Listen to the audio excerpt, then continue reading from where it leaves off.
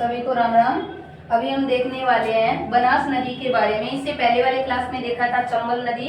आज हम चंबल की सहायक जो सबसे बड़ी सहायक नदी है बनास, उसके बारे में देखेंगे कि बनास नदी राजस्थान के किन जिलों से गुजरती है और किन किन में इनका पानी का बहाव रहता है। तो देखिए क्वेश्चन बनता है सबसे पहले, बनास नदी का जो उद्गम होता है वो होगा खमनोर की पहाड़ी राजसमंद। बनास नदी का जो उद्गम होता है वो खमनोर की पहाड़ी राजसमंद से होता है और ये राजस्थान के अंदर राजसमंद से होकर चित्तौड़गढ़ के बाद भीलवाड़ा के बाद अजमेर के बाद टोंक और टोंक के बाद सवाई माधोपुर के अंदर आकर चंबल नदी से मिल जाती है। अगर प्रश्न पूछा जाए बनास नदी का बहाव क्षेत्र बताइए तो राजसमंद, चित्तौड़गढ़, भीलवाड़ा, अजमेर, टोंक और फिर ये सवाई माधोपुर में आकर चंबल नदी से मिल जाती है। पहला क्वेश्चन तो यही पूछा जाता है कि किन राज्यों से किन जिलों से ये गुजरती है, बताइए किस राज्य के अंदर है तो राजस्थान में, किन जिलों से गुजरती है तो ये जिले बता दीजिए। अब देखिए क्वेश्चन, बताइए उद्गम तो खमनोर की पहाड़ी राजसमंद। अब देखते हैं कि राजसमंद के अंदर, भीलवाड़ा के अंदर, अजमेर में क्या क्या बना है इस पर। तो राजसमंद से जब ये निकलती है तो राजसमंद के अंदर एक तो इस पर नंद समंद बांध बनाया गया है। अगर प्रश्न पूछा जाए नंद समंद बांध किस नदी पर है तो नंद समंद राजसमंद के अंदर है और ये बनास नदी पर बनाया गया है। और बनास नदी पर यहीं पर एक गिलूंड सभ्यता बनी है। अगर पूछा जाए गिलूंड सभ्यता कहाँ पर है तो राजसमंद के अंदर है। और नदी पूछी जाए तो बनास नदी के किनारे पर गिलूंड सभ्यता बनी है। वेरी इंपोर्टेंट क्वेश्चन है, गिलूंड सभ्यता कहाँ पर है तो बनास नदी राजसमंद के अंदर है। फिर आगे हम चलते हैं तो देखिए आगे चित्तौड़गढ़ के पास में आकर उदयपुर से एक नदी निकलती है जिसका नाम है आयड़ नदी। ये भी इंपोर्टेंट नदी है कि बनास नदी की सहायक नदियां बताइए तो उनमें सहायक में आती है आयड़ नदी। आयड़ ए से आप बना दीजिए उदयपुर, आयड़ ए से बना दीजिए उदयपुर। तो आयड़ नदी जो है ये उदयपुर के अंदर गोगुंदा की पहाड़ियों से निकलती है। तो अगर प्रश्न पूछा जाए आयड़ का उद्गम स्थान गोगुंदा की पहाड़ियां राजसमंद, और जैसे ही आयड़ गोगुंदा की पहाड़ियों राजसमंद से निकलती है और बनास में आकर मिलती है तो बनास में मिलने से पहले इसका नाम चेंज हो जाता है और आयड़ नदी का बनास के अंदर मिलने से पहले नाम पड़ता है बेड़च। तो बेड़च नदी जो है वो बनास की सहायक नदी है। अगर प्रश्न पूछा जाए आयड़ नदी का नाम बताइए दूसरा क्या है तो आयड़ नदी को बेड़च नदी भी बोला जाता है। फिर हम आगे क्वेश्चन करने वाले हैं कि आयड़ जो नदी है, आयड़ नदी पर एक आयड़ सभ्यता भी बनी है। अगर पूछा जाए नंद समंद सभ्यता कहाँ पर है तो राजसमंद में, और आयड़ सभ्यता कहाँ पर बनी है तो आयड़ नदी के ऊपर आयड़ सभ्यता बनाई गई है।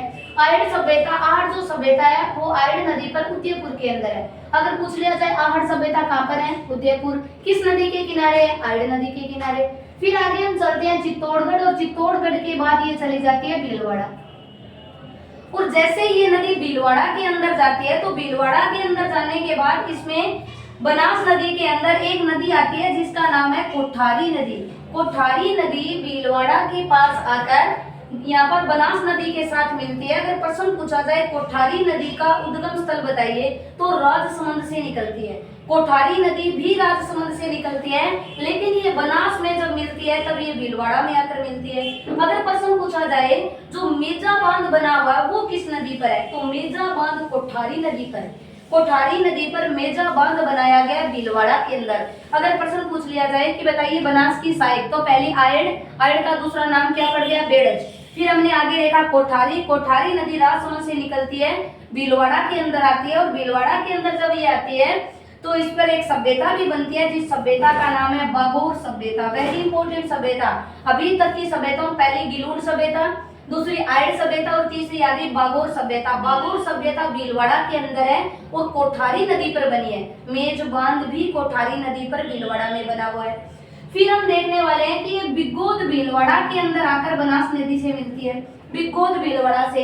अब यहाँ पर एक त्रिवेणी संगम बनता है। बिगोद भीलवाड़ा के अंदर एक त्रिवेणी संगम बनता है। अगर ट्रिक से याद रखना चाहते हो तो आप याद कीजिए BBM से याद कीजिए। बी से बेड़च, बी से बनास और मे से मेनाल। बेड़च, बनास और मेनाल, BBM वेरी इंपॉर्टेंट है। बेड़च, बनास और मेनाल बिगोद भीलवाड़ा के अंदर आकर यहाँ पर एक त्रिवेणी संगम बनाता है।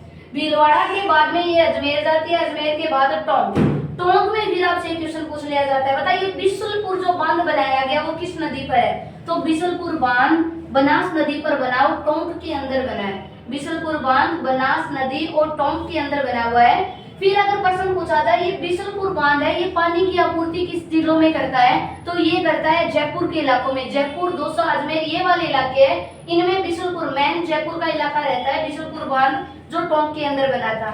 फिर ये नदी आगे चलकर टोंक से आगे चलकर ये सवाई माधोपुर के अंदर चली जाती है और सवाई माधोपुर में एक स्थान है जिसका नाम है रामेश्वरम घाट। सवाई माधोपुर का एक नाम है, एक स्थान है जिसका नाम रामेश्वरम घाट है। रामेश्वरम घाट में आकर सवाई माधोपुर में ये चंबल नदी के पास आती है और यहाँ पर चंबल नदी से मिल जाती है। फिर अगर प्रश्न पूछ लिया जाए कि जब ये चंबल नदी से मिलती है रामेश्वर घाट के पास, तो बताइए त्रिवेणी संगम बनता है, वो किन किन का बनता है। तो देखिए इधर से आपका ये वाली नदी है, तो ये बनास हो गई। फिर हम देखते हैं एक तरफ से बनास और एक साइड से चंबल और एक साइड से नदी आती है सीप। सीप नदी का उद्गम होता है, ये मध्य प्रदेश से होता है। मध्य प्रदेश से निकलने के बाद ये जो रामेश्वरम घाट है सवाई माधोपुर में, यहाँ पर आके चंबल से मिलती है और एक तरफ से बनास नदी मिलती है। जब तीनों नदियां एक साथ हो जाती है तो ये त्रिवेणी संगम बनता है। पहला BBM से करना था बनास, बेड़च और मेनाल। दूसरा फिर एक टोंक में बनता है और तीसरा ये वाला है। तीसरे के अंदर क्या क्या बन गया, चंबल, बनास और यहाँ से ये नदी आ गई सीप। एक यहाँ पर टोंक के अंदर भी त्रिवेणी संगम बना था और टोंक के अंदर जो त्रिवेणी संगम बना था वो राजमहल की पहाड़ियां है। यहाँ पर टोंक के अंदर राजमहल में आकर बनता है और यहाँ पर राजमहल में जो आकर बनता है उसके अंदर होता है बनास, डाई और खारी। बनास, डाई और खारी ये तीन नदियां हैं। ये तीनों नदियां राजमहल टोंक के अंदर आकर त्रिवेणी संगम। तो हमने देखा बनास पर अभी तक 3 संगम बने थे। पहला हमारा भीलवाड़ा के अंदर, दूसरा टोंक के अंदर और तीसरा बनता है सवाई माधोपुर के अंदर। अब चलिए क्वेश्चन देखते हैं कि ये जो चंबल नदी है ये जाना पावा की पहाड़ी मध्य प्रदेश से निकलती है। फिर ये चित्तौड़गढ़, चित्तौड़गढ़ के बाद में कोटा, बूंदी और करौली, सवाई माधोपुर, धौलपुर होकर ये इटावा गांव यूपी के अंदर जाकर यमुना नदी के अंदर मिल जाती है। फिर अगर आपसे प्रश्न पूछा जाए कि बताइए इस जो बनास नदी है इसको किस किस नाम से जाना जाता है, कितनी इसकी लंबाई है, क्या कुछ है, तो बनास की जो कुल लंबाई है वो 480 किलोमीटर है और ये पूरी की पूरी राजस्थान के अंदर से बहती है और राजस्थान में विलुप्त हो जाती है। राजसमंद से निकली और सवाई माधोपुर में जाकर विलुप्त हो गई। अगर प्रश्न पूछा जाए राजस्थान में पूर्ण बहाव की दृष्टि से सबसे लंबी नदी बताओ, तब आपको बनास बताना है। अगर ओनली पूछा जाए सबसे लंबी नदी बताओ, चंबल है, लेकिन पूर्ण बहाव की दृष्टि से पूछा जाए तो बनास नदी है। बनास नदी के उपनाम है वर्णासा, वन की आशा और एक है विशिष्टि, वर्णासा और वन की आशा। फिर अगर प्रश्न पूछा जाए जब ये बनास नदी टोंक के अंदर से होकर गुजरती है तो टोंक को ये 2 भागों में डिवाइड कर देती है। अगर प्रश्न पूछा जाए वो नदी बताइए जो टोंक जिले को 2 भागों में काटती है, तो टोंक जिले को बनास नदी काटती है 2 भागों में। फिर आगे प्रश्न पूछा जाए आयड नदी का आगे जाकर नाम बताइए क्या पड़ जाता है, तो आयड का आगे जाकर नाम पड़ा था बेड़च। आयड का आगे जाकर नाम हो जाता है बेड़च और बेड़च पर एक बालाथल सभ्यता भी बनी है। बेड़च के अंदर एक बालाथल, अगर प्रश्न पूछा जाए बालाथल सभ्यता कहाँ पर है, बेड़च के अंदर बनी हुई है। गिलुंड कहाँ पर है, तो राजसमंद के अंदर बनी हुई है। अगर बागोर पूछा जाए तो कोठारी नदी भीलवाड़ा के अंदर बनी हुई है। फिर आगे चलकर एक प्रश्न आता है डाई नदी। डाई नदी का जो उद्गम स्थल होता है वो डाई भी इसकी सहायक नदी है बनास की, तो डाई का जो होता है वो किशनगढ़ अजमेर से होता है। डाई नदी का उद्गम स्थल किशनगढ़ अजमेर रहता है। ये इनकी सहायक नदियां थी आयड का उद्गम गोगुंदा उदयपुर। फिर आता है मेनाल का होता है मांडलगढ़ चित्तौड़गढ़, मांडलगढ़ के अंदर चित्तौड़गढ़ में होता है। और कोठारी तो दिबेर की पहाड़ियां, ये इनका उद्गम स्थल याद रखिए भाई, दिबेर की पहाड़ियां राजसमंद से कोठारी नदी का उद्गम। फिर पूछा जाए खारी नदी तो बिजराल की पहाड़ियां राजसमंद से, बिजराल पहाड़ियां राजसमंद से। क्लियर, ये आपके क्वेश्चन थे। अगर डाई पूछा जाए किशनगढ़ अजमेर से, अगर खारी पूछा जाए बिजराल पहाड़ियां राजसमंद से। अगर पूछा जाए बताइए पहला तो BBM बनास, बेड़च और याद रखिए मेनाल। दूसरा संगम बताइए तो बनास, डाई, खारी जो राजमहल टोंक के अंदर है। तीसरा बताइए तो बनास, चंबल और सीप। ये थी आपकी बनास नदी जिनके बारे में ये क्वेश्चन पूछा जाता है। बनास नदी के उपनाम बताओ, बनास नदी की लंबाई बताओ, बनास नदी किन किन जिलों से गुजरती है, बनास नदी पर कौन कौन सी सभ्यताएं बनी है, मैन सभ्यता, गिलुंड सभ्यता, बागोर सभ्यता, आहड़ सभ्यता, बालाथल सभ्यता। ये सभ्यताएं आपको याद करनी है किस नदी के किनारे बसी और किन जिलों के अंदर है। बाकी करने वाले हैं कल।